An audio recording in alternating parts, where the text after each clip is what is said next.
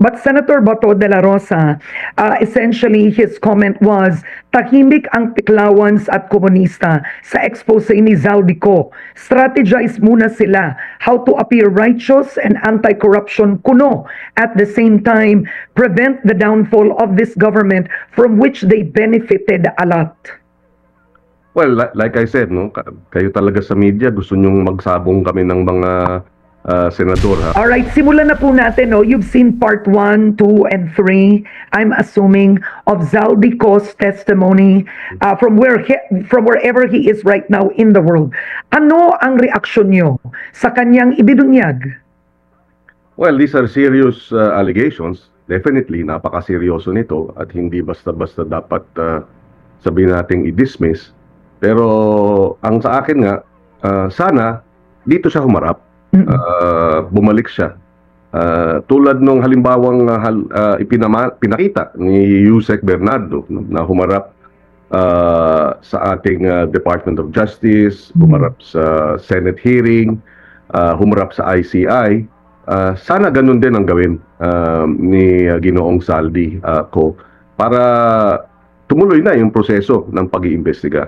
Siguro idadagdag ko rin na kaya yung ating Independent People's Commission na bill na sponsor na natin at after the budget debates next week, tapos na, we hope to tackle this and pass it before the end of the year para mabigyan ng dagdag na kapangyarihan yung nag-iimbestiga dito sa flood control at mapabilis ang pagsasampa ng mga kaso. How different would the Independent People's Commission be from the ICI? Well, right now, halimbawa, no, and this was in the hearings, kung ang inaakusahan na ang Pangulo, no, at ang magbibigay ng witness protection program yung Department of Justice na appointee ng Pangulo, siyempre doon pa lang may concern na sa independence, siyempre, no? And we experienced this in the past. In fact, I filed a bill before na bigyan ng witness protection program ang Kongreso, ang Senado.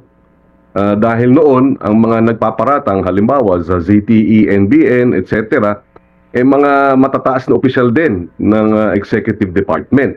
So, paano na mabibigyan ng whistleblower protection kung ang inaakusahan ay yun na nga, matataas na opisyal ng Executive Department. So, in the IPC measure that we are proposing, may kapangyarihan mismo ang IPC, ang Independent People's Commission, na magbigay ng immunity sa mga magtetestigo base, of course, sa criteria na inilahad na sa Department of Justice Witness Protection Program law. Okay, I want you to react. I know you have already on Facebook, but Senator Bato de la Rosa, essentially his comment was, tahimik ang Tiklawans at komunista sa expose ni Zaldico. Strategize muna sila how to appear righteous and anti-corruption kuno. At the same time, prevent the downfall of this government from which they benefited a lot. Well, like I said, no, kayo talaga sa media, gusto nyong magsabong kami ng mga senador. Ha? Pero nabanggit ko nga na hindi tayo nananahimik, tinitimbang natin ng maayos. Because kung tutuusin itong mga serious charges ni Mr. Ko, apart from, kasi gusto natin makuha yung mga sagot sa mga tanong natin, di ba? Na sino pa talaga ang nasa likod nito? Mananagot ba ang dapat managot? Nasaan pa ang ebidensya? Where does the evidence lead us? Pero kung hindi siya haharap, maraming tanong pa ang naidagdag dun sa kanyang testimonya. So, hindi tayo pwedeng basta-basta mag-conclude on the basis of itong 3 parts. So yun ang position natin. No? We are not quiet. In fact, for the longest time, basta corruption ng issue, hindi tayo maatras. No? Okay. Yes. Okay, Senator, kasi hindi po tulad ng mga humaharap sa Senado, they take an oath, right? They take an oath. Kapag nagsinungaling ka sa Senado, you could actually, pwede ka sampahan ng perjury, no? Tama, pwede. Pero ito kasi, I think, hindi ito signed affidavit, hindi ito notarized. Ano ang pwedeng gawin ni Zaldico to make his testimony of probative value to the Senate or the ICI? Well, nabanggit na ni Senator Ping Lacson yan, no, is you go to the consulate or the embassy, you sign an affidavit, di ba, in front of the consular office who are authorized and empowered, to administer oaths. So, yun ang pwedeng gawin. Let him reduce yung kanyang presentation into affidavit form and swear before a consulate official. At pwede niyang isubmit pagkatapos. And then we will take it from there either sa Senate Committee on Public Accountability, yung Blue Ribbon Committee, and of course, ang Ombudsman at ang Department of Justice. Okay, if he does not do that, is there any value in Zaldico's expose? Well, meron naman. It can be, kasi fact-finding naman, di ba? Trabaho ng ICI.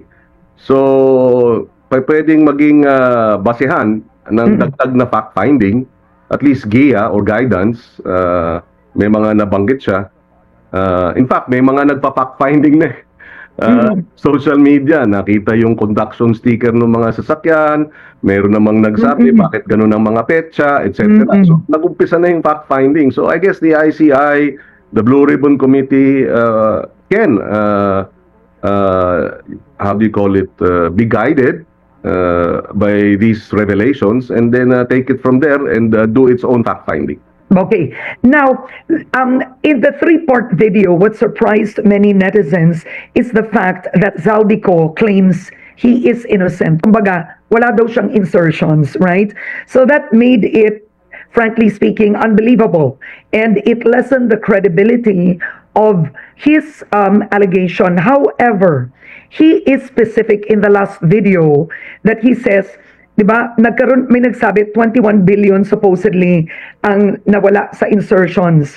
Ang sabi niya is hindi, 50-something billion ang insertions, tapos ang pera na ibinigay niya ang napunta kay Pangulong Marcos Jr. at kay Speaker Martin Romualdez. What do you make of that and him submitting the alleged projects? Kasi ang dami nagsabi, kung bakit papatawag pa kay Secretary Pangandaman, pwede naman i-insert sa NEP, right? But what he did was he submitted the projects. And he said, Senator Ping Lacson, bago ka magkomento, tignan mo muna to. Well, dapat tingnan yun. Pero ang ultimate na magpapatunay niyan, siya pa rin sa isang affidavit, sworn statement. At humarap sa mga investigative bodies dahil doon natin pwedeng matest, di ba, yung magiging mga sagot niya, may inconsistencies ba? Oo. Di ba? Paano namin ma-verify at ma-validate kung hindi siya haharap at hindi namin matatanong sa kanya? Tulad ng pagtatanong namin kay Yusek Bernardo, kay Engineer Alcantara, no? So yun din, no? That is how I will approach this, no? We'd like to be able to ask questions, probing questions regarding his allegations, but we can't at the moment.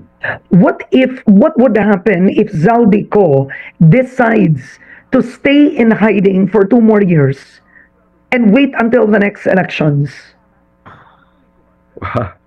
Because you remember the former Iloilo City Mayor? You remember yes. Matibag? Right? Mabilog, Jed Mabilog. Mabilog. He was actually in the U.S. Well, I mean, but the U.S. granted him asylum. That's different. But in effect, he was actually out of the country for roughly 6 years. The whole time Duterte was in power. And then, well, roughly 7 years because then President Marcos Jr. allowed him to come back. So it is possible for a public official to stay out of the country. 2 taon na lang to, eleksyon na. Posible yan. Kaya pag naisampa yung mga kaso, doon ang sinabi ng Department of Justice, pwede nang kanselahin ang passport. Among others. No? So, we will see. But hopefully, hindi mapunta sa ganun. No? Na, sana mag-volunteer na siyang humarap at sabihin ang lahat. No? Mm. But But it doesn't, like, honestly speaking, I mean, one of the qualifications to cancel a passport is, am I right, national security? And in that thread, parang tatlo po yun, sir, eh, no? Or apat. mhm, So, I mean, now he is accusing the president of, I mean, plunder beyond levels that exceed the number ascribed in the law.